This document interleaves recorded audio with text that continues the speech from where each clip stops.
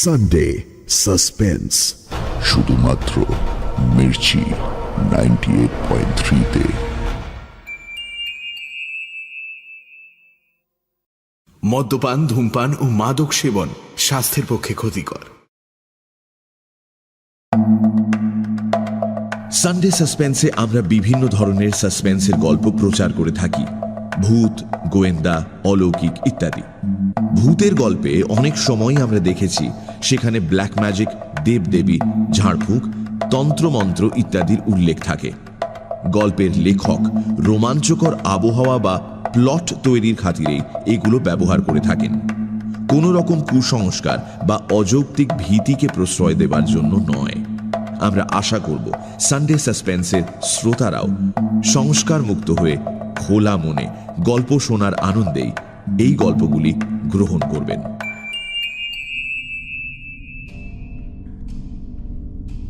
বাংলা সাহিত্যের রোমাঞ্চকর কিছু গল্প দিয়ে সাজানো আমাদের এই বিশেষ নিবেদন সানডে সাসপেন্স। আজ আপনার জন্য তারাদাস বন্দ্যোপাধ্যায়ের লেখা তারানাথ তান্ত্রিকের গল্প। তারাদাস বন্দ্যোপাধ্যায় বিভূতিভূষণ বন্দ্যোপাধ্যায়ের একমাত্র পুত্র। ব্যারাকপুরে জন্ম 1947 সালের 15ই অক্টোবর, মৃত্যু 2000 সালের 18ই জুলাই।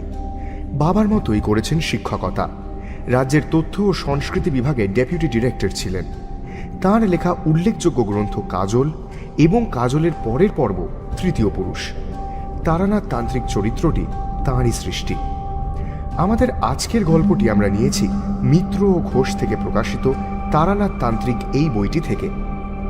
এই গল্পটির সন্ধান আমাদের দিয়েছেন খড়গপুরের শ্রোতা দেবাশিস পাল চৌধুরী। আমরা তার কাছে কৃতজ্ঞ।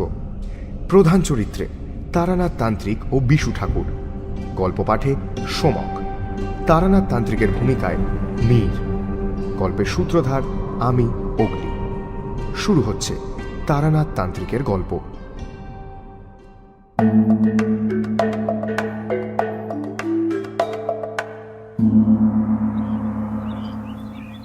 পুজোর পর অফিস খুলেছে।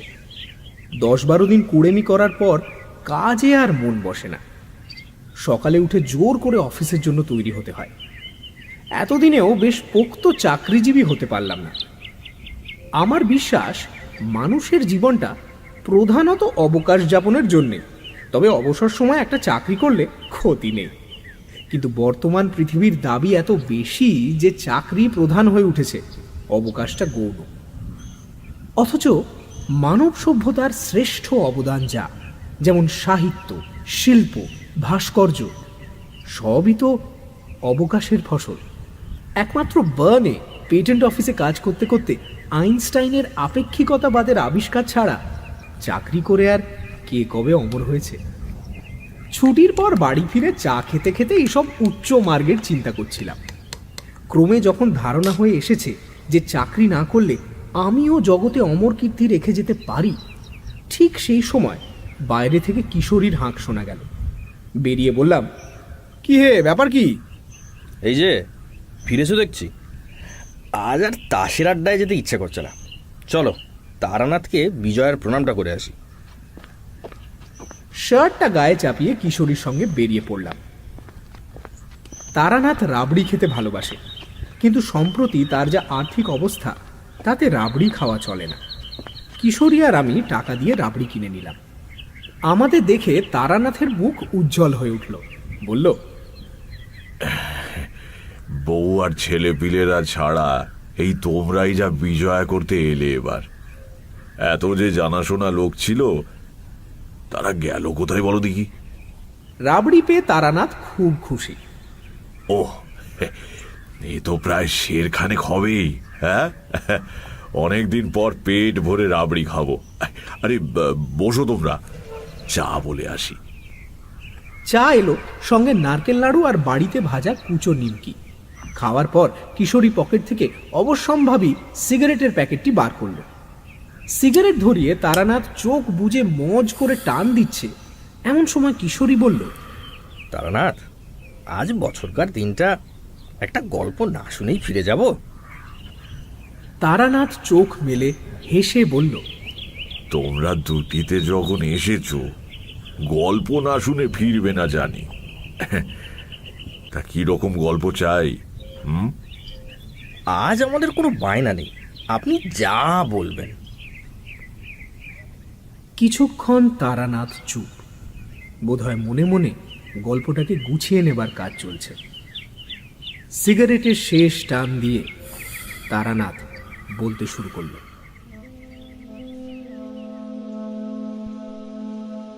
বীরভূমের একটা রেল স্টেশনের প্ল্যাটফর্মে বসে আছি। লুপ লাইনের অখ্যাত গেঁয়ো স্টেশন। সাহেবগঞ্জ লোকাল ধরে হাওড়া আসব, তা সে ট্রেন শুনলাম 1.5 ঘন্টা লেট। কোথাও একটা খাবারের দোকানও নেই যে 1 কাপ চা খাবো। একটা বিড়ি ধরিয়ে পাইচারি করছি, দেখি প্ল্যাটফর্মের একেবারে শেষ প্রান্তে একটা ইটের পাঁজার ওপর একজন বিশাল চেহারা লোক চুপ করে বসে আছে। পোশাক খুবই সাধারণ, খাটো ধুতির ওপর একটা ফতুয়া গোছের জামা, আর পায়ে বহু পুরনো একজোড়া চটি। মাথায় অযত্ন লালিত ঝাঁকড়া চুল, কিন্তু লোকটার ওই সোজা বসবার ভঙ্গিতে আর চোখের দৃষ্টিতে এক আশ্চর্য ব্যক্তিত্বের ছাপ রয়েছে। বারবার তাকিয়ে তাকিয়ে দেখতে হয়। আমাকে অনেকক্ষণ একা কাটাতে হবে, কাজে আলাপ জমাবার উদ্দেশ্যে ইটের পাঁজার এক পাশে বসে পড়ে জিজ্ঞাসা করলাম, সাহেবগঞ্জ লোকাল ধরবেন বুঝি? আমার দিকে না তাকিয়ে এই লোকটা বলল, হ্যাঁ। তো সে ট্রেন তো শুনলাম 1.5 ঘন্টা দেরিতে আসছে। হ্যাঁ। দুবার এরকম একাক্ষরই উত্তর দেবার পর লোকটি এবার আমার দিকে তাকালো। বেশ বুদ্ধিদীপ্ত চোখে আমার আপাদ মস্তক দেখে নিয়ে বলল, গুরুর দর্শন লাভ ঘটেছে? হেসে বললাম, কি করে বুঝলেন? লোকটিও সামান্য হেসে বলল, হাত গুনতে হয় না, তোমার গেরুয়া আর রুদ্রাক্ষের মালা দেখেই বলা যায় যে তুমি কোন পথের পথিক। আর গুরুর ব্যাপারটা? গুরুর কৃপা না পেলে চোখে জ্যোতি ফোটে না। তোমার চোখে সেই জ্যোতি রয়েছে। তুমি বলছি বলে আবার রাগ করছো না তো? তুমি আমার চেয়ে অনেকটাই ছোট। সবিনয়ে বললাম, না না, আমাকে তুমিই বলবেন। আমার বয়স কত বলে মনে হয়? ভালো করে তাকিয়ে দেখে বললাম, বছর 50 হবে নাকি? আমার 72 চলছে, সামনে চৈত্রে 73 হবে। অবাক হয়ে বললাম, বলেন কি? যা, তা কি করে হতে পারে? আপনার তো একটা চুলও পাকেনি দেখছি। পাকবেও না, যেদিন যাবার হবে এইভাবেই চলে যাব। আমি উঠে তার পায়ের ধুলো নিয়ে বললাম, আপনি নিশ্চয়ই সিদ্ধ পুরুষ। অনেক ভাগ্যে আপনার দেখা পেলাম। আমাকে আশীর্বাদ করবেন। লোকটি সজ্জন। আমি পায়ে হাত দিতে সংকুচিত হয়ে বললেন, আরে আরে, পায়ে হাত দিচ্ছ কেন? আমি সিদ্ধ পুরুষ টুরুষ কিছু নই ভাই। নিয়মিত প্রাণায়াম করি, তাতেই শরীর তৈরি হয়ে গেছে আর কি। জরার আক্রমণ কিছুদিন ঠেকিয়ে রাখতে পারবো। ইটের পাঁজার ওপর লোকটির পাশে জমিয়ে বসলাম। একটু একটু করে আলাপ হয়ে গেল। জানতে পারলাম তার নাম বিশ্বেশ্বর ভট্টাচার্য। লোকে বিশু ঠাকুর বলে ডাকে।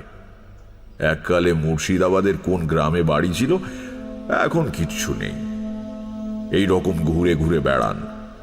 কোথাও কোনো বটতলায় বা মন্দিরে আশ্রয় নেন। সাধু সন্তের প্রতি গ্রামের মানুষের আকর্ষণ চিরকালের।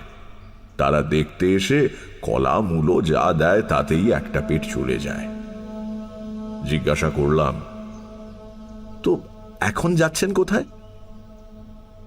উনি একটু চুপ করে থেকে বললেন, বেশি দূর নয়, এই কয়েকটা স্টেশন পরেই আমার এক গুরু ভাইয়ের বাড়ি। একসঙ্গে দীক্ষা নিয়ে দুজনে কিছুদিন সাধনা করেছিলাম। পরে সে অবশ্য বিয়ে থা করে সংসারী হয়। ধানের ব্যবসা করে কিছু টাকাও করেছিল। সেটাই তার কাল হলো শেষ অবধি। নড়ে বসে বললাম, কিরকম? বিশু ঠাকুর বললেন, আমার সেই বন্ধু মানে রামরাম ঘোষাল 10-12 আগে খুন হয়েছে। সে কি? খুন? কেন? রামরামের কিছু টাকা পয়সা হয়েছিল, এ খবর অনেকেই জানতো।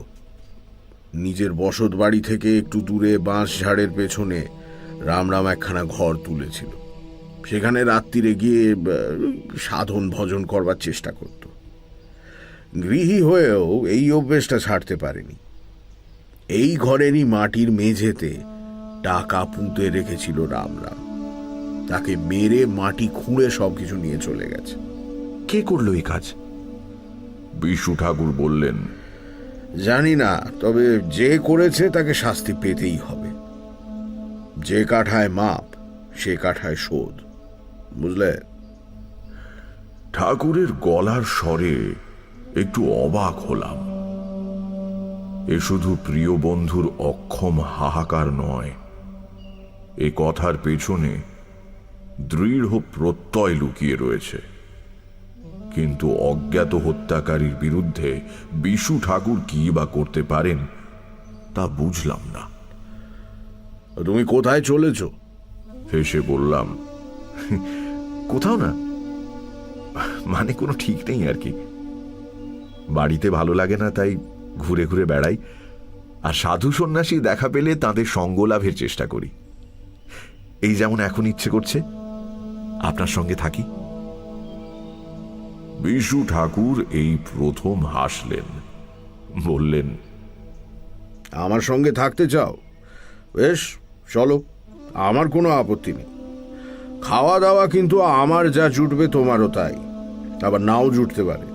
চলবে তো? আমার অভ্যেস আছে। আমার সংক্ষিপ্ত উত্তরে বিশু ঠাকুর একবার আমার মুখের দিকে তাকিয়ে দেখলেন, তারপর বললেন, বেশ, চলো তাহলে। অখ্যাততর একটি স্টেশনে নেমে মাইল 6 হেঁটে ঘোর সন্ধেবেলা রামরাম ঘোষালের গ্রামে পৌঁছানো গেল। বিশু ঠাকুর আগে 2-1 বার এ গ্রামে এসেছেন। তিনি হনহন করে হেঁটে গ্রামের একেবারে শেষ প্রান্তে একটা বড় 8চালা বাড়ির সামনে দাঁড়ালেন। মাঝখানে উঠোন ঘিরে গায়ে গায়ে লাগা অনেকগুলো ঘর। উঠোনে তুলসী মঞ্চ, ঘরে ঘরে আলো জ্বালার উদ্যোগ চলছে, সঙ্গে কয়েকটি শিশুর কলরব শোনা যাচ্ছে। কিন্তু সব মিলিয়ে বাড়ির পরিবেশে একটা শোকের বিষণ্ণতা পরিব্যাপ্ত হয়ে আছে। বিশু ঠাকুর আমার হাত ধরে উঠোনে এসে দাঁড়ালেন। গৃহস্বামী এগিয়ে এসে অতিথিকে আপ্যায়ন না করলে অতিথির পক্ষে দাঁড়িয়ে থাকাটা বড় অস্বস্তিকর হয়ে পড়ে। এ বাড়ির কর্তা এখন কে জানি না, কাজেই আমরা চুপ করে দাঁড়িয়েই রইলাম। মিনিট 10 পরে উঠোনের ওধারের একটা ঘর থেকে প্রদীপ হাতে এক বিষণ্ণ মূর্তি মহিলা বেরিয়ে তুলসী তলায় আসতে গিয়ে আমাদের দেখে থমকে দাঁড়িয়ে বললেন, কে কে ওখানে? বিশু ঠাকুর 2 পা এগিয়ে গিয়ে বললেন, বৌমা, আমি বিশ্বেশ্বর ভট্টাচার্য, চিনতে পারছ? রামরাম থাকতে আমি এসেছিলাম কয়েকবার। মহিলাটি এক মুহূর্ত নীরব থাকবার পর চিৎকার করে কেঁদে উঠলেন।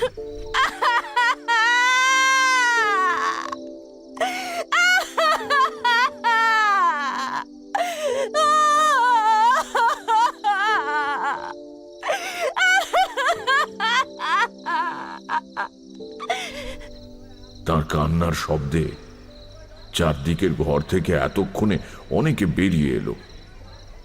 বেশ কিছুক্ষণ একটা মিশ্র কোলাহল চলবার পর আমরা দাওয়ায় বসবার আসন পেলাম। 1 ঘন্টা পরে বিশু ঠাকুর এসেছেন শুনে গ্রামের অনেকে জড়ো হয়েছে রামরাম ঘোষালের বাড়ি। তালপাতার চাটাইয়ে বিশু ঠাকুর বেশ সোজা হয়ে বসে আছেন। রামরামের ছোট ভাই শিবরাম চোখে জল নিয়ে হাত জোড় করে ধরা গলায় বলছে, ঠাকুরমশাই, কে কাজ করেছে জানি না, কিন্তু যেই করুক সে খুব ভুল করেছে। দাদা আমার শিবতুল্য মানুষ ছিলেন, ব্যবসা করতেন বটে, কিন্তু টাকা কড়ির ওপর কোনো লোভ ছিল না। কত লোকের পাওনা ছেড়ে দিয়েছেন, কত লোকের কন্যাদায় উদ্ধার করেছেন। এই অঞ্চলের সবাই জানতো বিপদে পড়ে রাম ঠাকুরের কাছে গেলে খালি হাতে ফিরতে হবে না। এত পয়সা উপার্জন করতেন, কিন্তু নিজে পড়তেন একটা খাটো ধুতি। সারাদিনের শেষে খেতেন এক মুঠো আতপ চাল সেদ্ধ। আমার বিশ্বাস হত্যাকারী চাইলে দাদা টাকা পয়সা সব বের করে দিতেন, খুন করবার দরকার হতো না। সবই ভাগ্য, সবই ভাগ্য। বিশু ঠাকুর জিজ্ঞেস করলেন, ও, পুলিশ কি বলছে? শিবরাম উত্তর দেবার আগেই ভিড়ের মধ্যে থেকে একজনকে বলে উঠল, পুলিশ বরাবর যা বলে, খুনের পরদিন সকালে খবর দেওয়া হয়েছে, পুলিশ এসেছে বিকেলে। কি ঝামেলা ভাবুন তো। আমার দারোগা বলে দিয়েছিল পুলিশ পৌঁছানোর আগে যেন মৃতদেহ সৎকার না করা হয়। সেই দেহ নিয়ে পরদিন রাত 12টা অবধি সবাই বসে। এদিকে পুলিশের কি হম্বিতম্বি, পারলে গ্রাম শুদ্ধ লোককে ফাঁসে ঘাটে তুলে দেয়। তারপর পুলিশও চলে গেল, সব কিছু মিটে গেল। খুনে আর কোথায় ধরা পড়েছে? বিশু ঠাকুর বিষণ্ণতা মাখানো গলায় বললেন, ঠিকই, পুলিশের অপদার্থতা আর কারোর জানতে বাকি নেই। খুনিকে তারা ধরতে পারবে বলে আমার বিশ্বাসও হয় না। রাম রাম এমন বেঘরে মারা যাবে স্বপ্নেও ভাবিনি। না, এ খুনের কিনারা কিছু হবে না। আমি একটু অবাক হয়ে বিশু ঠাকুরের মুখের দিকে তাকালাম। এই আজই কয়েক ঘন্টা আগে উনি জোর দিয়ে বলেছেন খুনিরা শাস্তি পাবেই, আবার এখন বলছেন হত্যার কিনারা হবে না। ব্যাপারটা কি? কিন্তু বিশু ঠাকুর সত্যিই যেন কেমন হতাশ আর হালছড়া ভঙ্গিতে বসে রয়েছেন, আর চোখে মুখে শোকের ছায়া। আসলে বন্ধুর মৃত্যুতে বুড়ো মানুষ হয়তো রেগে গিয়ে ওসব কথা তখন বলেছিলেন। সত্যিই তো, কি করে আর এখন ধরা যাবে হত্যাকারীকে? ইতিমধ্যে একজন দীর্ঘ দেহ শ্যামবর্ণ লোক ভিড়ের থেকে একটু আলাদা হয়ে দাওয়ার এক প্রান্তে বসে সবার কথা শুনছিল। গ্রাম্য মানুষদের থেকে তার ব্যক্তিত্বকে কিছুটা আলাদা করে বোঝা যায়। অন্য সবাই বেশিরভাগই খালি গায়ে এসেছে, কেবল এই লোকটির গায়ে হাফ হাতা নীল শার্ট। এসব শহুরে ধাঁচ লোকটা পেল কোথায় এই ভাবছি, এমন সময় লোকটা বলে উঠল, খুনের কিনারা হবে না বলছেন? ভাবলেও খারাপ লাগে। রামজাঠার মতো লোক খুনের শাস্তি না হলে তার আত্মা শান্তি পাবে না। কিছুই কি করার নেই? সে কথার উত্তর না দিয়ে বিশু ঠাকুর লোকটির দিকে তাকিয়ে প্রশ্ন করলেন, তুমি কে? লোকটি যেন একটু থতমত খেয়ে বলল, আগে আমি হরিপদ। রামের ভাইপো? আগে না, ওকে ছোটবেলা থেকেই জ্যাঠামশাই বলে ডাকি। উনি আমার বাবার বন্ধু ছিলেন।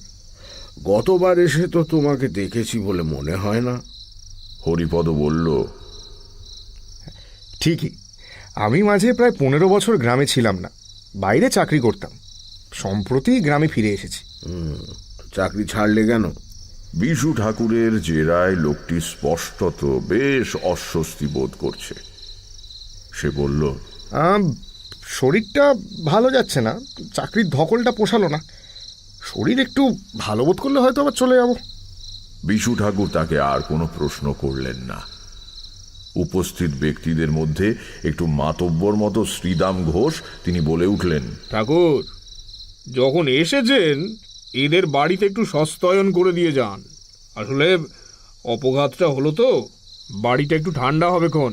সে হবে, কর্তব্য করব বলেই তো এসেছি। আবার ঠাকুরের দিকে তাকিয়ে দেখলাম, ভারী অদ্ভুত মানুষ তো। সেই দৃঢ় প্রত্যয়ের সুর ফিরে এসেছে গলায়। কর্তব্য, কি কর্তব্যের কথা উনি বলছেন? কিন্তু আমাকে বেশি ভাবতে না দিয়ে বিশু ঠাকুর হঠাৎ দাঁড়িয়ে উঠে বললেন, চলো দেখি তোমরা, রামরামে সেই চালাঘরটা কোন দিকে, একটু দেখে আসি জায়গাটা। গ্রামে যেমন হয় পুরো ভিড়টা আমাদের সঙ্গে চলল। বাড়ির পেছনের ঘন বন জঙ্গলের মধ্যে দিয়ে একটা ছোট্ট সুঁড়ি পথ চলে গিয়েছে।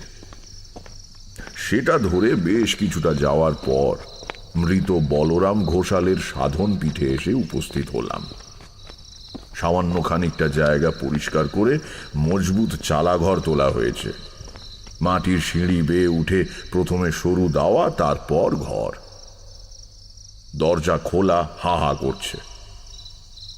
এখানে কয়েকদিন আগেও একজন রীতিমতো জীবন্ত মানুষ বসে ঈশ্বরের আরাধনা করত। এখনো তার রক্তের দাগ মাটির মেঝেতে লেগে রয়েছে। এইসব ভাবতে গিয়ে মনটা উদাস হয়ে গেল। হাসি মুখে যে লোকটা দুপুরে ভাত খেয়েছে, ভোরে সূর্য প্রণাম করেছে, ভবিষ্যতের স্বপ্ন দেখেছে, সে জানতো না পরের দিন সকালে এই পৃথিবীটা তার কাছে অনেক দূরের হয়ে যাবে। এইটুকু তো মানুষের জীবন, নিতান্ত অনিশ্চিত। এরই মধ্যে কত ঈর্ষা, কত বিদ্বেষ, পার্থিব ভোগ্যবস্তু অধিকার করে রাখার প্রাণপণ প্রচেষ্টা, কি সার্থকতা এর! বিশ্বেশ্বর ভট্টাচার্য আর আমি দাওয়া পেরিয়ে ঘরের মধ্যে ঢুকলাম। শ্রীরামের হাতে লণ্ঠন ছিল, সেও আমাদের সঙ্গে ঢুকলো ঘরে, তার পেছন পেছন শিবরাম। বাকিরা ভিড় করে দাঁড়ালো দরজার কাছে। গ্রামে এমনিতে জীবন নিস্তরঙ্গ, কাজেই সামান্য কিছু ঘটলেও খবর রটে বিদ্যুতের গতিতে। ঘোষাল বাড়িতে দুজন সাধু এসেছে। এবার তা রটে যেতেই অর্ধেক গ্রাম রামরামের চালাঘরের সামনে এসে জমল। ঘরের এক কোণে কাঠের ছোট জলচৌকির ওপর লাল বনাত দিয়ে ঢাকা ঠাকুরের আসন। সেখানে সিঁদুর মাখানো একটি পাথরের কালী মূর্তি রয়েছে। দেয়ালে দশমহাবিদ্যার ছাপা ছবি বাঁধানো, বাজারে যেমন কিনতে পাওয়া যায়। এছাড়া সমস্ত ঘরে আর কিছুই নেই, আসবাবপত্রও না। ঘরের মেঝেতে এখানে সেখানে মাটি খুঁড়ে ডাঁই করা রয়েছে। হত্যাকারী বেশ মাথা ঠান্ডা লোক বলতে হবে। একজনকে খুন করে তার মৃতদেহের পাশে বসে মাটি খুঁড়ে লুকোনো টাকা বের করতে হলে স্নায়ুর ওপর রীতিমতো কর্তৃত্ব থাকা প্রয়োজন। একবারে যে খুঁজে পায়নি তা বোঝাই যাচ্ছে, কারণ মেঝের বিভিন্ন অংশ খোঁড়া হয়েছে। ঠাকুরের আসনের সামনে মাটির মেঝেতে কালো ছোপ লেগে রক্ত শুকিয়ে কালো দেখাচ্ছে। অর্থাৎ গভীর রাত্রিরে রামরাম ঘোষাল যখন দরজার দিকে পেছন ফিরে সাধনায় রত ছিলেন, তখন আততায়ী পেছন থেকে তাকে আঘাত করে। মাটিতে লেগে থাকা রক্তের দাগের দিকে তাকিয়ে বিশু ঠাকুরের চোখ জলে ভরে এলো। ধরা গলায় তিনি বললেন, রাম রাম, তুই আমাদের চেয়ে অনেক বড় ছিলি। আমি তো সংসার ছেড়ে বিভাগী হয়ে বেড়াই, তুই তুই গৃহী হয়েও সাধনা ছাড়িসনি। অনেক অনেক মহৎ ছিলি তুই। তারপর কেমন একটা দৃষ্টিতে ঘরের অন্ধকার একটা কোণের দিকে তাকিয়ে ফিস ফিস করে বললেন, আমি আমি এসে গিয়েছি, কাজ সেরেই ফিরব, তুই তুই ভাবিস না। এমন দৃঢ়তার সঙ্গে বিশু ঠাকুর কথাগুলো বললেন যেন ঘরের ওই শূন্য অন্ধকার কোণে তিনি এক অশরীরী উপস্থিতিকে প্রত্যক্ষ করছেন। আমার সমস্ত শরীরে কাঁটা দিল। শ্রীরাম আর শিবরামও দেখি কেমন ভাবে তার দিকে তাকাচ্ছে, পাগল ভাবছে কিনা কে জানে। বিশু ঠাকুর বললেন, চলো তারানাথ, বাইরে যাই। ঘর থেকে বেরিয়ে আমরা দাওয়ায় বসলাম। গ্রামবাসীরা চারদিকে ঘিরে রইল। আমি শ্রীরামকে বললাম, ঘোষাল মশাইয়ের সাহস ছিল বলতে হবে।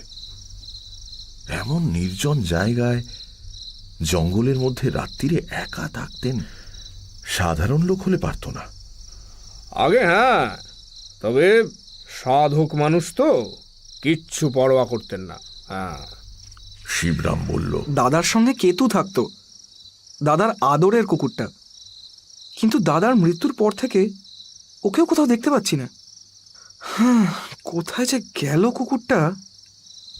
হঠাৎ দেখলাম বিশু ঠাকুর সোজা হয়ে বসেছেন, চোখে বুদ্ধি মেশানো খরদৃষ্টি। বললেন, কেতু কি দেশি কুকুর? আজ্ঞে, বিলিতি কুকুর আর এই গ্রামে কোথা থেকে পাচ্ছি বলুন? তবে দেশি কুকুর বলে ওকে কেউ অবহেলা করতে সাহস পেত না। এই বিশাল চেহারা কেতুর, সিংহের মতো থাবা, ভারী গলায় তার গর্জন শুনলে অচেনা লোকে নাড়ি ছেড়ে যেত। বাড়ির কাছে কারো আসার উপায় ছিল না, বাঘের মতো কুকুর ঠাকুরমশাই। দাদার পেছন পেছন ঘুরতো সারাদিন। দাদা রাত্রিরে এখানে এলে কেতু দরজার কাছে চুপটি করে এসে বসে থাকতো। তাকে আর দেখতে পাওয়া যাচ্ছে না বলছো? না ঠাকুরমশাই, দাদা মারা যেতে কোথাও চলে গিয়েছে হয়তো। জন্তু জানোয়াররা সব বুঝতে পারে তো। বিশু ঠাকুর যেন বিষয়টা ঝেড়ে ফেলার মতো করে শিবরামকে বললেন, তা হবে হয়তো, যাগে সে কথা। আমরা কিন্তু আজ রাত্রিটা এখানেই থাকবো, বুঝলে? শিবরাম অবাক হয়ে বলল, এখানে কি করে থাকবেন? পাড়া থেকে এতটা দূরে বনের মধ্যে। আমাদের কোনো অসুবিধা হবে না, শুধু কিছুটা দুধ দিয়ে যেও আর এক বোঝা শুকনো কাঠ, ধুনি জ্বালাবো। শিবরাম বলল, আমি গিয়েই কাঠ আর দুধ পাঠিয়ে দিচ্ছি। যদি বলেন চাল ডালার নতুন হাঁড়িও দিচ্ছি, বরং দুটো ভাত ফুটিয়ে নিয়ে। বিশু ঠাকুর দৃঢ় গলায় বললেন, প্রয়োজন হবে না, আমি রাত্রিরে দুধ ছাড়া কিছু খাই না। ঠিক আছে, পাঠিয়ে দিচ্ছি ঠাকুরমশাই। তবে আজ আমাদের বাড়িতে থাকলেই ভালো করতেন। আমার এরকম বাইরে থেকেই অভ্যেস, কারণ বাড়িতে থাকলে ঘুমোতে পারবো না। তাছাড়া ভয় কি? এখান থেকে চেঁচিয়ে ডাকলে তো তোমরা শুনতে পাবে, তাই না? আগে হ্যাঁ। তবে ঠিকই আছে, কাল আমরা চলে যাব। একটা রাত এখানেই কেটে যাবে। যার সঙ্গে এত বন্ধুত্ব, যাকে নিয়ে সম্পর্ক, সেই যখন রইল না। তারপর একটা দীর্ঘ নিঃশ্বাস ছেড়ে বিশু ঠাকুর বললেন, না, আর মায়া বাড়াবো না। ঠাকুরের গলাটা যেন বড়ই অভিনয় ঠেকল। এত দীর্ঘশ্বাস ফেলে হাহুতাশ করবার লোক উনি নন। কি ব্যাপার বুঝতে না পেরে আমি চুপ করে রইলাম। বিশু ঠাকুর আবার বললেন, সত্যি মানুষের কি কপাল!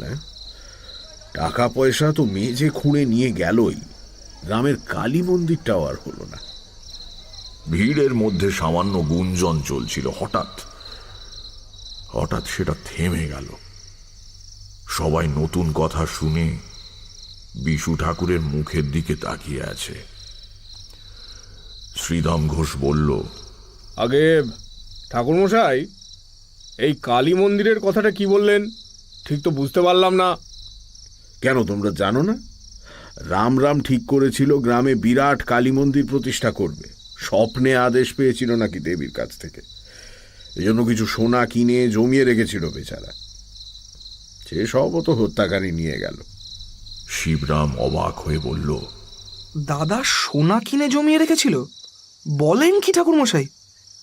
কই, আমরা তো কিছু জানতাম না। জানবে কি করে? গোপনে করছিল তো কাজটা। মন্দির প্রতিষ্ঠা হলে দেখতেই পেতে। গতবার যখন আসি, আমাকে এক মুঠো পাকা সোনার গিনি দেখিয়েছিল। এই কবছর না জানি আর কত গিনি জমেছিল। সবই পরের ভাগে চলে গেল। মন্দিরটা হলে তোমাদেরই থাকতো। মেঝে খোঁড়ার কথা শুনেই বুঝেছি হত্যাকারী আর কিছু রেখে যায়নি। ভিড়টা আস্তে আস্তে পাতলা হয়ে এলো। এত বড় খবরটা বাড়ি গিয়ে সবাইকে জানাতে হবে তো। শিবরামও শেষ পর্যন্ত আমাদের প্রণাম করে উঠে পড়ল। লণ্ঠনটা রইল ঠাকুরমশাই, তেল ভরা আছে। হঠাৎ পেছন থেকে বিশু ঠাকুর তাকে ডাকলেন। শিবরাম, শোনো, আগে দুধটা তুমি নিজে দিয়ে যেও, কারোর হাতে পাঠিও না। আর শিবরাম বিনীত ভঙ্গিতে দাঁড়িয়ে অপেক্ষা করতে লাগলো। রামরামের কুকুর কেতুর গায়ের রং কি ছিল বলতে পারবে? লাল কি? একটু বিস্মিত হয়ে শিবরাম বলল, হ্যাঁ, আগে না, কালো, মিশমিশে কালো। কেন বলুন তো? না, এমনি মনে হলো তাই জিজ্ঞেস করলাম। আচ্ছা, তুমি যাও এখন। শিবরাম চলে যেতেই চারদিকে নৈশ স্তব্ধতা যেন প্রকট হয়ে উঠল। ঝিঁঝি ডাকছে জঙ্গলে, বাঁশ বনে অদ্ভুত শব্দ করে বাঁশ দুলছে। মাথার উপরে কেবল একটুখানি খোলা আকাশ দেখা যায়। অজস্র নক্ষত্র ফুটেছে কালো রাত্রির পটে। আবহাওয়া বেশ সুন্দর, তেমনি গরমও নেই, আবার ঠান্ডাও নয়।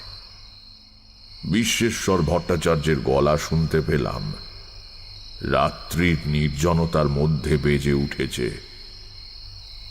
আস্তে আস্তে স্পষ্ট উচ্চারণে বলছেন, অহন্যহনি ভূতানি গচ্ছন্তি হজমালয়ম শেষা স্থাবরমিচ্ছন্তি কিমাশ্চর্যমতঃ পরম। বললাম, মহাভারত?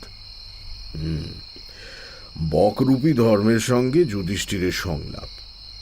প্রত্যেক দিনই পৃথিবীতে শত শত মানুষ মরছে। কেউ পার্থিব সম্পদ বুঁচকা মেঁধে সঙ্গে নিয়ে তো যেতে পারছে না। তবুও যারা বেঁচে আছে তারা ভাবছে তারা বুঝি চিরকালই বেঁচে থাকবে।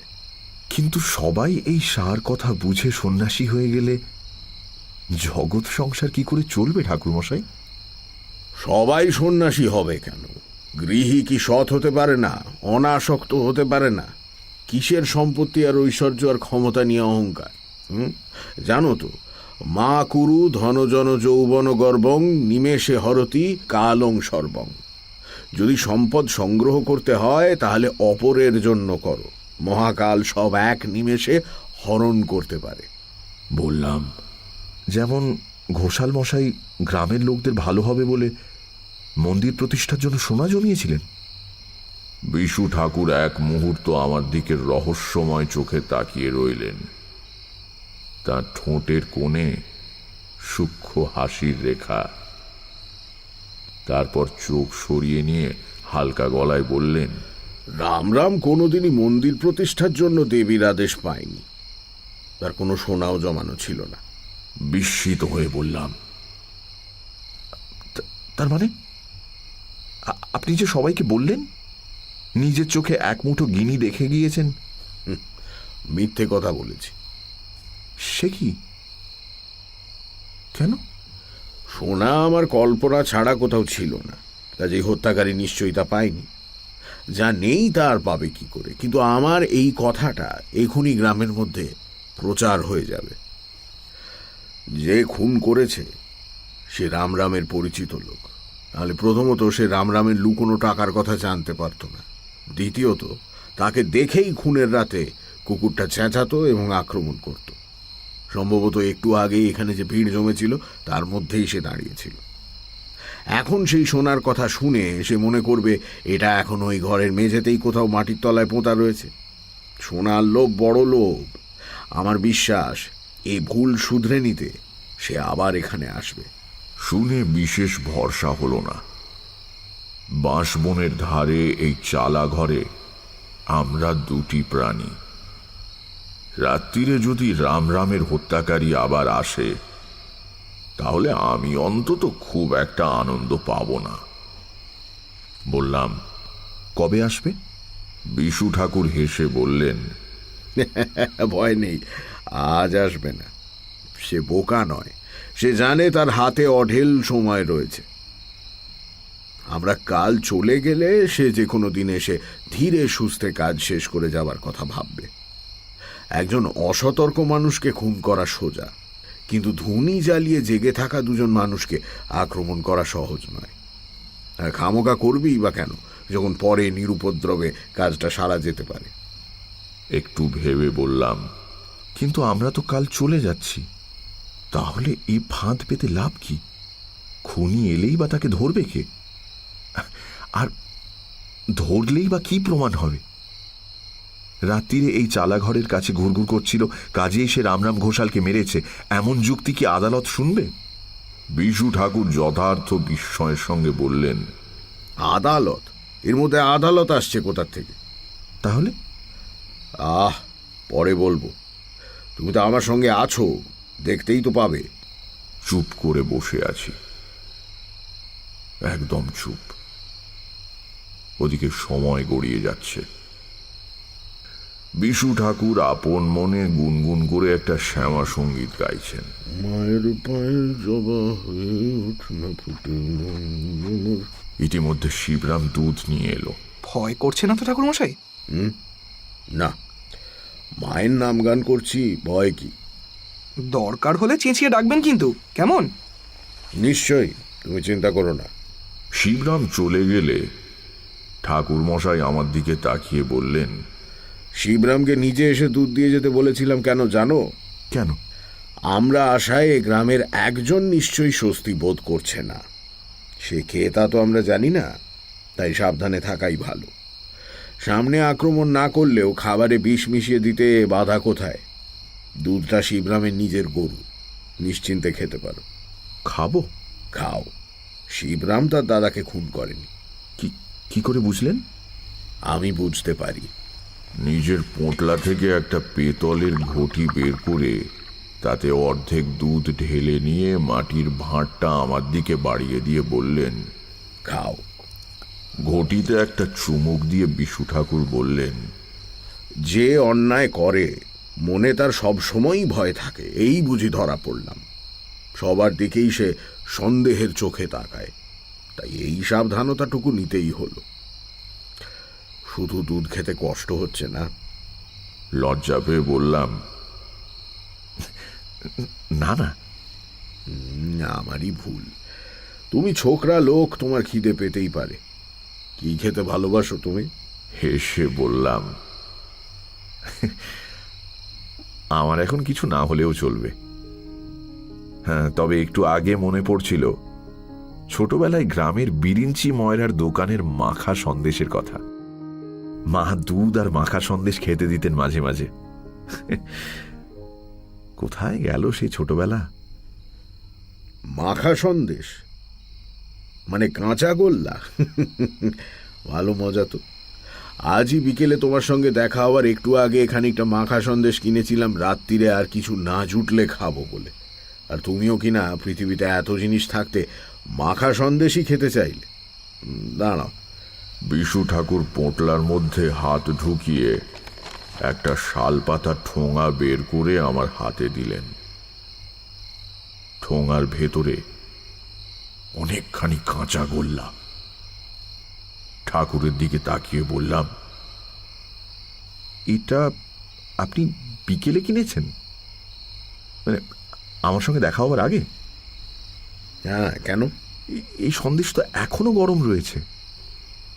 একটু থতমত খেয়ে বিশু ঠাকুর বললেন, মোচকার ভেতর ছিল তো, তাই গরম রয়ে গিয়েছে আর কি। আপত্তি জানিয়ে বললাম, না না, তাই কখনো হতে পারে নাকি? হতে পারে নিশ্চয়ই, নইলে হলো কি করে? নাও নাও, আর কথা না বাড়িয়ে খেয়ে ফেলো দেখি, তারপর তুমি ঘুমো, আমি জেগে থাকবো। শুয়ে শুয়ে অনেক রাত্রির অবধি দেখলাম বাঁশবনের মাথা দুলছে তারা ভরা আকাশের পটভূমিকায়। ঘুম আসার আগে একবার জিজ্ঞাসা করলাম, আচ্ছা, কেতুর কি হলো বলুন দেখি?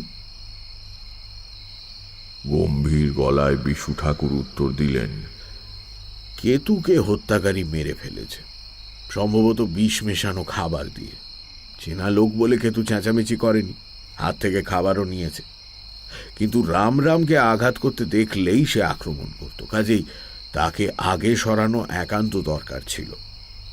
দেহটা কোথায় গেল তাহলে? খুব সম্ভবত শেয়াল নিয়ে গেছে। এসব অঞ্চলে সাবধানে দরজা দিয়ে না শুলে অনেক সময় ছোটখাটো শিশুকেও বিছানা থেকে শেয়াল টেনে নিয়ে যায়। আবার শুয়ে আকাশের দিকে তাকিয়ে আছি, ঘুম আসে না, ঘুম আসে না। হঠাৎ আরেকটা প্রশ্ন মাথায় আসতে জিজ্ঞাসা করলাম, আচ্ছা, আপনি কেতুর গায়ের রঙের কথা জিজ্ঞেস করলেন কেন? এটা আমি কিন্তু বুঝতে পারিনি। চটে গিয়ে বিশু ঠাকুর বললেন, বেশ করেছি, জিজ্ঞেস করেছি। কেবল প্রশ্ন করে, ঘুমও না কেন বাপু? কোন ব্যাপারটাই বা এ অবধি তুমি বুঝতে পেরেছ? ঠাকুরকে আর না ঘাঁটিয়ে বিনা বাক্য ব্যয় পাশ ফিরে শুয়ে কিছুক্ষণ বাদে ঘুমিয়ে পড়লাম। সারা রাত স্বপ্ন দেখলাম কেতু ল্যাজ নাড়তে নাড়তে বিশু ঠাকুরের হাত থেকে মাখা সন্দেশ খাচ্ছে। পরের দিন সকালে আমরা শিবরামের কাছে বিদায় নিয়ে চলে এলাম। সে আমাদের কয়েকটা দিন তার বাড়িতে আতিথ্য গ্রহণের জন্য খুব অনুরোধ করেছিল, কিন্তু বিশু ঠাকুর রাজি হলেন না। তার নাকি কাজে আজই শিউড়ি রওনা হতে হবে, থাকার কোনো উপায়ই নেই, পরে বরঞ্চ কখনো, ইত্যাদি ইত্যাদি। শিবরাম, শ্রীরাম ঘোষ ইত্যাদি অনেকেই গ্রামের সীমানা পর্যন্ত আমাদের এগিয়ে দিয়ে গেল। স্টেশনের কাছে একটা নির্জন জায়গায় এসে বিশু ঠাকুর দাঁড়িয়ে পড়লেন। তারপর আমার দিকে তাকিয়ে বললেন, তারানাথ, এখন আমি যা বলছি খুব মনোযোগ দিয়ে শোনো। আমরা শিউড়ি যাচ্ছি না, আমরা যেখানেই থাকবো আজকের দিনটা। তারপর রাত্রিরে আবার গ্রামে ফিরে যাব। অবাক হয়ে বললাম, তার মানে? মানে এই যে আমরা চলে গিয়েছি মনে করে রামরামের খুনি আজ রাত্রিরেই আমাদের পেতে আসা ফাঁদে পা দেবে। অত সোনা মাটির তলায় পড়ে আছে জেনে সে শান্তিতে ঘুমোতে পারবে না। মানুষের চরিত্র যতদূর বুঝেছি তাতে আমার দৃঢ় বিশ্বাস আর দেরি না করে আজ রাতেই সে আসবে। তাকে ধরতে গেলে ওই চালা ঘরের পাশে জঙ্গলে আমাদের লুকিয়ে বসে থাকতে হবে। কিন্তু এই কাজ কি আমাদের দুজনের দ্বারা সম্ভব? খুনির হাতে তো অস্ত্র থাকতে পারে। তাছাড়া আগে যা বলেছিলাম, কাউকে ধরলেও সেই যে খুন করেছে তা প্রমাণ করা যাবে না। ধরবার সময় দু একজন সাক্ষীও তো থাকা ভালো। সব ব্যবস্থা হয়েছে। আমরা রওনা হওয়ার আগে বাড়ির মেয়েরা প্রণাম করতে চায় বলে শিবরাম আমাকে অন্দরমহলে নিয়ে গেল না, তখনই শিবরামকে আমি সমস্ত কথা খুলে বলেছি। শিবরাম, তার দুই জোয়ান ছেলে আর বাড়ির কয়েকজন কৃষক আজ রাত্রিরে না ঘুমিয়ে তৈরি হয়ে বসে থাকবে। আমাদের ডাক শুনলেই তারা দৌড়ে চালা ঘরে এসে হাজির হবে। আপাতত দিনের বেলাটা আমরা স্টেশনেই কোথাও ঘাপটি মেরে কাটিয়ে দিই। এসো। এরকম একটা খুনোখুনির ব্যাপারে আমার জড়িয়ে পড়তে ইচ্ছে করছিল না মোটেও। আবার ঘটনার শেষটা দেখার জন্য নিদারুণ কৌতূহলও ছিল। ফলে থেকেই গেলাম। ভালো সিদ্ধান্তই নিয়েছিলাম, কারণ এর ফলে জীবনের এক অন্যতম আশ্চর্য অভিজ্ঞতা আমার সেদিন লাভ হয়েছিল। প্ল্যাটফর্মের শেষ প্রান্তে কয়েক বস্তা পাটের পেছনে বসে আমাদের দিনটা কেটে গেল। সন্ধে নামতে বিশু ঠাকুর উঠে গিয়ে স্টেশনের বাইরের মুদিখানা থেকে কিছু চিঁড়ে আর গুড় কিনে এনে আমাকে দিলেন। নাও, তোমার আর রামরামের বাড়ি হয়ে যাবার কোনো দরকার নেই, গ্রামের লোকে দেখে ফেলবে। একেবারে সোজা ওই চালা ঘরের পূব দিকে আশশেওড়ার ঝোপের পেছনে বসে থাক। ভয় নেই, আমি সময় মতো পৌঁছে যাব। সে কি, আপনি আমার সঙ্গে যাবেন না? না, দুজনে একসঙ্গে গেলেই লোকের নজরে পড়বার সম্ভাবনা। তুমি সোজা পথে গ্রামে ঢুকো না, গ্রাম ছাড়িয়ে চলে গিয়ে পেছনের আমবাগান দিয়ে চালাঘরের কাছে যেও। তারপর আমার মুখের দিকে তাকিয়ে বললেন, তুমি ভয় পাচ্ছ নাকি? শোনো, বিশ্বেশ্বর ভট্টাচার্য যাকে বলেছে ভয় নেই, তার সত্যিই কোনো ভয় নেই। যাও। লোকটার জাদুকরী ব্যক্তিত্ব আছে। এত সবের পরেও আমি একলা যেতে রাজি হয়ে গেলাম। অন্ধকারে অচেনা পথে 6 মাইল হাঁটতে সময় লাগে। রামরাম ঘোষালের চালাঘরের পূব দিকে আশ শেওড়ার ঘন ঝোপের পেছনে যখন গুছিয়ে বসলাম, ততক্ষণে বেশ রাত হয়েছে। অন্তত পল্লীগ্রামে একেই রাত বলে। দূরে কোথাও সংকীর্তন হচ্ছিল, ক্রমে সেটাও বন্ধ হয়ে গেল।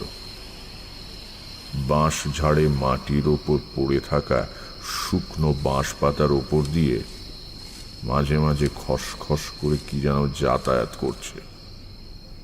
তাছাড়া আর কোথাও কোনো শব্দ নেই। চুপ করে বসে আছি, কিন্তু কিচ্ছু না করেই বা কতক্ষণ বসে থাকা যায়? রাত কত হলো কে জানে। আর পিসু ঠাকুরই বা আসছেন না কেন? আমাকে এরকম বিপদের মুখে ঠেলে দিয়ে তার কি এত দেরি করা উচিত হচ্ছে? মশাও কামড়াচ্ছে বেশ, কিন্তু পাছে শব্দ হয় সেই ভয় চাপড় দিয়ে মশা মারতে পারছি না। হাত নেড়ে নেড়ে দাঁড়াচ্ছি, সঙ্গে নিজের ওপর বেশ রাগও হচ্ছে। জীবনে অনেক কিছু করেছি বটে, কিন্তু কখনো একজন অচেনা হত্যাকারীকে ধরবো বলে রাত্রির বেলা সাপ খোপের ভয় উপেক্ষা করে মশার কামড়ে অতিষ্ঠ হয়ে ঝোপের আড়ালে বসে থাকিনি অন্তত। এইভাবে বহুক্ষণ কেটে যাওয়ার পর আমার সত্যি খুব ভয় করতে লাগলো। ব্যাপার কি? স্টেশন থেকে 6 মাইল পথ হেঁটে আসতে যতক্ষণই লাগুক, তাতে এত দেরি তো হতে পারে না। পিসু ঠাকুরের কি হলো? আমার কাছে কড়ি না থাকলেও আন্দাজ করতে পারছি রাত অনেক হয়েছে। একা এইভাবে বসে থাকা বিপজ্জনকও বটে। উঠে শিবরামের বাড়ির দিকে চলে যাব কি? কিন্তু ধরা যাক আমিও উঠলাম, আর ওদিক থেকে রামরাম ঘোষালের হত্যাকারী এসে হাজির হলো, সেটাই বা কি এমন সুখকর ব্যাপার হবে? না, তার চেয়ে চুপ করে বরং এভাবে বসে থাকাটাই ভালো। যদি বিশু ঠাকুর না আসেন, অথচ রামরামের হত্যাকারী এসে উপস্থিত হয়, তাহলে সে সমস্তটা ঘরের মেঝে থেকে উঠোন অবধি খুঁড়ে ফেললেও আমি চেঁচাবো না। তখনও জানি না আমার জীবনের এক আশ্চর্য অভিজ্ঞতার মুহূর্ত কতটা কাছে এসে গিয়েছে। নাকের ফুটোয় একটা মশা ঢুকে পড়ায় হাঁচি এসেছিল প্রাণপণে। হাত মুঠো করে চোয়াল শক্ত করে সজোরে হেঁচে ফেলবার ইচ্ছে দমন করবার চেষ্টা করছি, এমন সময় আমি যেখানে বসে আছি তার উল্টো দিক দিয়ে, অর্থাৎ বাঁশ বাগানের পাশের জঙ্গল ঢেলে সন্তর্পণে কার আসবার আওয়াজ পেলাম। হাঁচি আপনি বন্ধ হয়ে গেল। বিশু ঠাকুর এলেন কি? কিন্তু তিনি এলে আমি যে পথে এসেছি সেই পথে মাঠের মধ্যে দিয়ে ঘুরে আসবেন, নয়তো শিবরামের বাড়ির থেকে শুঁড়ি পথটা ধরে আসবেন। কিন্তু ও রাস্তায় নয়, ওটা তো গ্রামের ভেতর থেকে আসবার রাস্তা। রামরাম ঘোষালের চালাঘরটা অন্ধকারের স্তূপের মতো দাঁড়িয়ে রয়েছে। জঙ্গল ভেদ করে তার পাশে ফুটে উঠল একটা ছায়া মূর্তি, বেশ লম্বা মতো, হাতে সম্ভবত একখানা শাবল। লোকটা সন্দিগ্ধভাবে এদিক ওদিক তাকাচ্ছে। আমি যেভাবে যেখানে বসে আছি তাতে আমাকে দেখতে পাওয়া সম্ভব নয়, কিন্তু প্রচন্ড ঝুঁকির কাজে প্রবৃত্ত হলে মানুষের স্নায়ু এক ধরনের বিশেষ সংবেদনশীলতা লাভ করে। তাই দিয়ে লোকটা হয়তো অনুভব করেছে আজ রাতে এই জায়গা তার পক্ষে নিরাপদ নয়। ততক্ষণে আমি কিন্তু লোকটাকে চিনে ফেলেছি। হরিপদ। কি নৃশংসতা মানুষ টাকার লোভে করতে পারে। বাবার বন্ধুকে হত্যা করতে তার হাত কাঁপেনি, আবার আজ এসেছে সোনার লোভে। হরিপদর মনোবল বোধহয় ভেঙে পড়ল। ইতস্তত করে সে ফিরে যাওয়ার উদ্যোগ করছে। আমার চুপ করে দেখে যাওয়া ছাড়া অন্য কোনো গতি নেই। এমন সময় আমার বাঁদিকে খুব কাছে ঝোপের মধ্যে একটা আওয়াজ শুনে চমকে তাকিয়ে অবাক হয়ে গেলাম। বুকের মধ্যে বিস্ময়ে আর আতঙ্কে ঢেউ খেলে উঠল। কখন যেন আমার ঠিক গা ঘেঁষে এসে দাঁড়িয়েছে একটা বাঘের মতো মিশমিশে কালো কুকুর। তার প্রগাঢ় নিঃশ্বাসের শব্দ স্পষ্ট শুনতে পাচ্ছি। এক দৃষ্টে সে ঝোপের ফাঁক দিয়ে হরিপদের দিকে তাকিয়ে রয়েছে। হরিপদও বোধহয় কিছু শুনতে পেয়েছিল। সে ফিরে দাঁড়িয়েছে। তার সমস্ত শরীর শক্ত, শাবলটাও শক্ত করে ধরে আছে। একটা গম্ভীর গর্জন করে কুকুরটা লাফিয়ে গিয়ে হরিপদর সামনে খোলা উঠোনে পড়ল। একবার সেদিকে তাকিয়েই মহা আতঙ্কে তীব্র আর্তনাদ করে উঠল হরিপদ। আমি এমন রক্ত জমানো ভয়ের আর্তনাদ আর কখনো শুনিনি। সঙ্গে সঙ্গে হরিপদ হাতের শাবলটা সজোরে ছুঁড়ে দিল কুকুরটার দিকে। ভারী লোহার শাবল ডান পায়ের থাবায় এসে লাগতে কুকুরটা আর একবার তীব্র গর্জন করে হরিপদর ওপর লাফিয়ে পড়ল। শনিপথের দিকে কাদের গলার আওয়াজ শোনা যাচ্ছে। বেশ অনেকগুলো মানুষের কণ্ঠ। এতক্ষণে কি এলেন বিশু ঠাকুর? আমি ততক্ষণে উত্তেজনায় আড়াল ছেড়ে বেরিয়ে এসেছি। কেন যেন বুঝতে পেরে গিয়েছি হরিপদকে আর ভয় করবার কোনো কারণ নেই। শিবরামের গলা শোনা যাচ্ছে। ভয় নেই ঠাকুর মশাই, এই যে আমরা এসে গেছি সবাই। এদিকে উঠোনে মাটিতে পড়ে দু হাত দিয়ে আত্মরক্ষার ব্যর্থ চেষ্টা করছে হরিপদ। কি এক অপার্থিব আতঙ্ক দেখে যেন তার নিজের পেশির ওপর সব কর্তৃত্ব চলে গিয়েছে। তার বুকের ওপর শরীরের ঊর্ধ্বাংশ চাপিয়ে দিয়ে গলায় দাঁত বসাবার সুযোগ খুঁজছে কুকুরটা। ডান থাবা দিয়ে ঝরঝর করে রক্ত পড়ছে, সেদিকে তার কোনো ভ্রুক্ষেপ নেই। আমার পাশে লোকজন নিয়ে পৌঁছে গিয়েছে শিবরাম। গ্রামের আরো লোকজন ছুটে আসছে, তাদেরও গলার শব্দ শুনতে পাচ্ছি। কুকুরটার দিকে একবার তাকিয়েই শিবরাম চিৎকার করে উঠল, কেতু, তুই তুই কোথা থেকে এলি? কেতু ততক্ষণে হরিপদর টুটি কামড়ে ধরেছে। হরিপদর দুহাত অবশ হয়ে এলিয়ে পড়েছে দুদিকে। কেবল পা দুটো পর্যায়ক্রমে মৃত্যু বিক্ষেপে সামনে পেছনে নড়ে অদৃশ্য কি একটা বস্তু যেন ঠেলে দূর করে দেবার চেষ্টা করছে। শ্রীরাম ঘোষ সহ গ্রামের আরো অনেকে এসে পড়ে বিস্ফারিত চোখে উঠোনের ভয়াবহ দৃশ্যের দিকে তাকিয়ে আছে। শিবরাম বলল, কিন্তু লোকটাকে হরিপদ না? বললাম,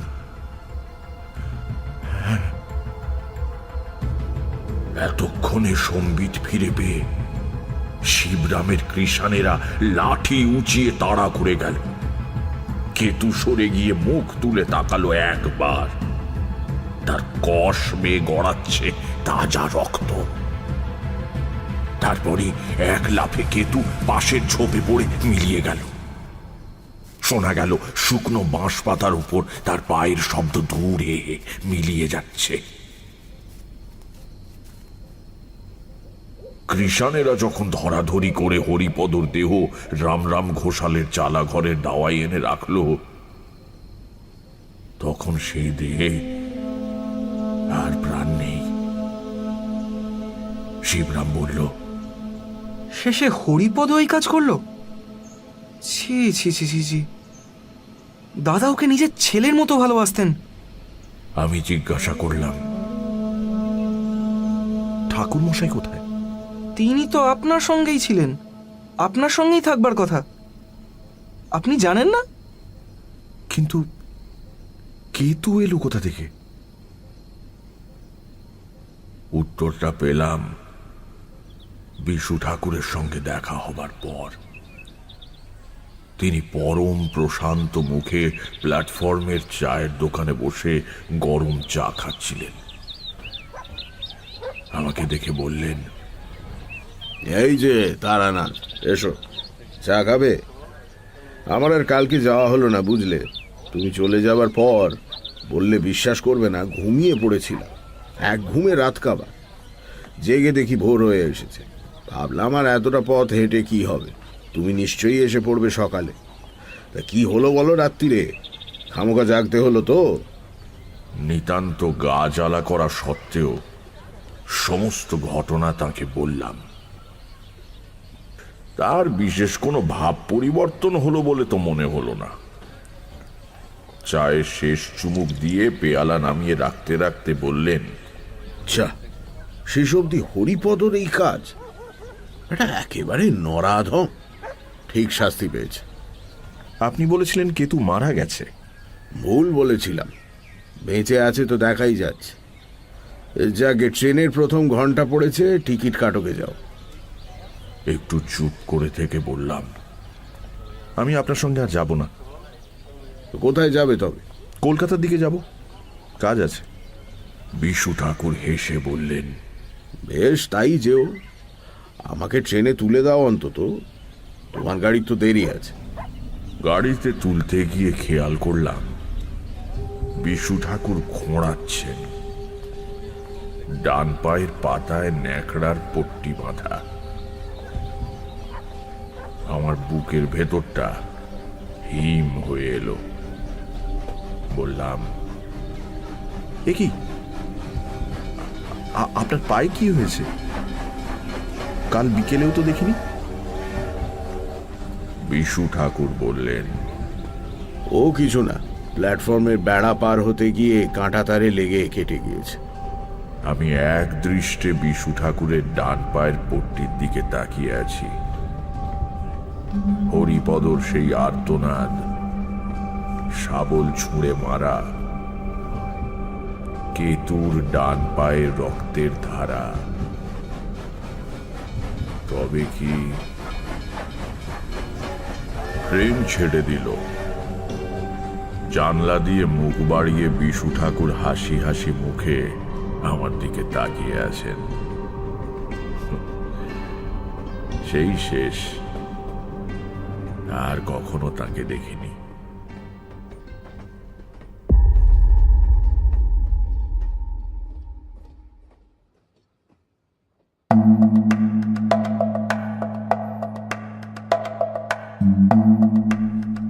শুনছিলেন তারানাথ তান্ত্রিকের গল্প। রচনা তারাদাস বন্দ্যোপাধ্যায়। তারানাথ তান্ত্রিকের চরিত্রে মীর, গল্প পাঠে ও শ্রীদাম ঘোষের ভূমিকায় সোমক, বিশু ঠাকুরের চরিত্রে দীপ, শিবরামের ভূমিকায় অত্রি, কিশোরীর চরিত্রে অমর্ত্য, রামরাম ঘোষালের স্ত্রী অয়ন্তিকা, হরিপদ জনৈক ব্যক্তি এবং গল্পের সূত্রধার আমি অগ্নি। শব্দগ্রহণ, আবহ সঙ্গীত এবং স্পেশাল এফেক্টসে সৌম্য এবং শুভ। পর্ব পরিচালনায় সোমক এবং গোধূলি। বিশেষ সহযোগিতায় আমি অগ্নি। মির্চি 98.3 এর তরফ থেকে আন্তরিক ধন্যবাদ লেখকের স্ত্রী মিত্রা বন্দ্যোপাধ্যায়কে এই উদ্যোগে আমাদের পাশে থাকার জন্য।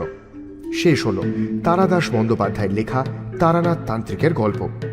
আগামী সপ্তাহে আরও একটি রোমাঞ্চকর গল্প নিয়ে হাজির হবে সানডে সাসপেন্স।